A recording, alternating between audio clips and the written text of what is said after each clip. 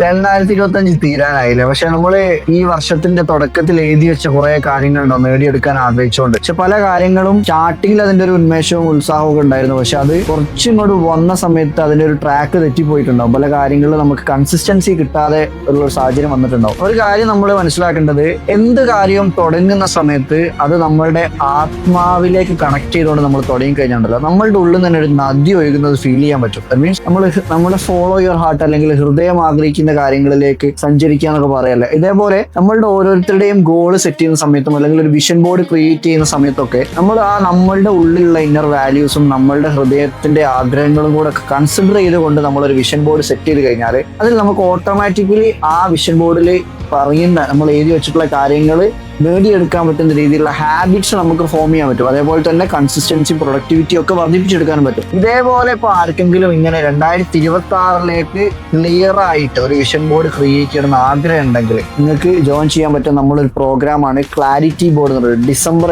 7 വരുന്ന ബാച്ച് വരുന്നത്. ഈ ഒരു പ്രോഗ്രാമിൽ ജോയിൻ ചെയ്യാൻ താല്പര്യം ഉണ്ടെങ്കിൽ നിങ്ങൾ താഴെ കൊടുത്തിട്ടുള്ള നമ്പർ കണക്ട് ചെയ്താൽ മതി. Thank you so much.